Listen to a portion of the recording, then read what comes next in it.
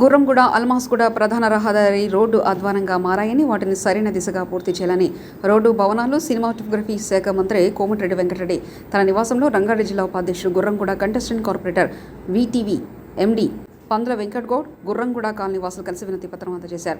ఈ మేరకు మంత్రి వెంకటరెడ్డి స్పందించి సంబంధిత అధికారులతో ఫోన్లో మాట్లాడి వెంటనే 3 రోజుల్లో పనులు ప్రారంభించాలని ఆదేశించడం జరిగింది. అధికారులు వెంటనే స్పందించి మంత్రి చెప్పిన రోడ్డు పనులను వెంటనే ప్రారంభిస్తామని హామీ ఇచ్చారు. ఈ కార్యక్రమంలో మాజీ ఎంపీపీ ఆంజనేయులు, అనిల్ రెడ్డి, నరసింహగౌడ్, సురేష్, పీర్ సాహెబ్, సంజయ్, శ్రీధర్ తదితరులు పాల్గొన్నారు.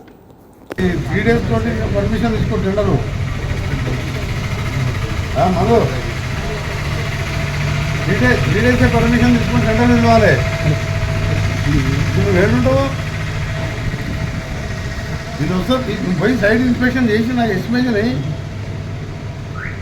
ఎస్టిమేషన్ ఏదో ఫండింగ్ అండి బిల్లు తర్వాత ఇప్పిస్తా.